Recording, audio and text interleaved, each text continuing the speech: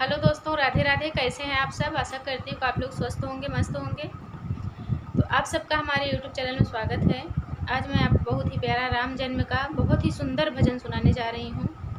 तो ये गीत आप सबको कैसे लगा कमेंट बॉक्स में ज़रूर बताइएगा। रामनवमी आ रही है तो मैं सोची एक भजन डाल देती हूँ।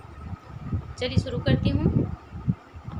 दशरथ के जन्मे ललनवा चैते राम नवमी के दिनवा। दशरथ के जन्मे ललनवा चैते राम नवमी के दिनवा। नवमी के दिनवा हो नवमी के दिनवा। नवमी के दिनवा हो नवमी के दिनवा। दशरथ के जन्मे ललनवा चैते राम नवमी के दिनवा। दशरथ के जन्मे ललनवा चैते राम नवमी के दिनवा।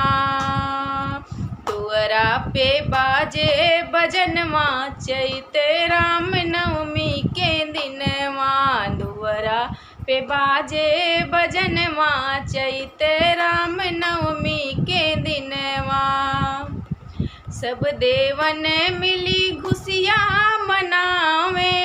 सब देवन मिली खुशियाँ मनावे। सब दासी मिली चंवर डोलावे। सब दासी मिली चंवर डोलावे। नारद सुनावे सगुनवा चैते राम नवमी के दिनवा। नारद सुनावे सगुनवा चैते राम नवमी के दिनवा। दुअरा पे बाजे बजनवा चैते राम नवमी के दिनवा। दुअरा पे बाजे बजनवा चैते राम नवमी के दिनवा। दशरथ के जन्मे ललनवा चैते राम नवमी के दिनवा। दशरथ के जन्मे ललनवा चैते राम नवमी के दिनवा। नर नारी सब आरती उतारे। नर नारी सब आरती उतारे। सुंदर ललना के मुखड़ा निहारे। सुंदर ललना के मुखड़ा निहारे। गाए हैं गीतिया भदनवा चैते राम नवमी के दिनवा। गाए हैं गीतिया बधनवा चैते राम नवमी के दिनवा। दुअरा पे बाजे बधैया चैते राम नवमी के दिनवा।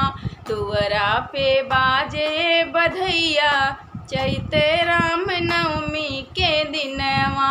दशरथ के जन्मे ललनवा चैते राम नवमी के दिनवा। दशरथ के जन्मे ललनवा चैते राम नवमी के दिनवा। सुघर बरने अखिया कजरारी। सुघर बरने अखिया कजरारी। भैली मगने कौशल्या महतारी। भैली मगने कौशल्या महतारी। फूलवा तो खिल गाय अंगनवा चैते राम नवमी के दिनवा।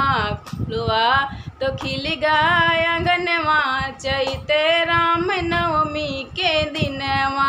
दुअरा पे बाजे बजनवा चैते राम नवमी के दिनवा। दुअरा पे बाजे बजनवा चैते राम नवमी के दिनवा। दशरथ के जन्मे ललनवा चैते राम नवमी के दिनवा। नवमी के दिनवा हो नवमी के दिनवा। द्वारे पे बाजे बजनवा चैते राम नवमी के दिनवा। द्वारे पे बाजे बजनवा चैते राम नवमी के दिनवा। जय श्री राम।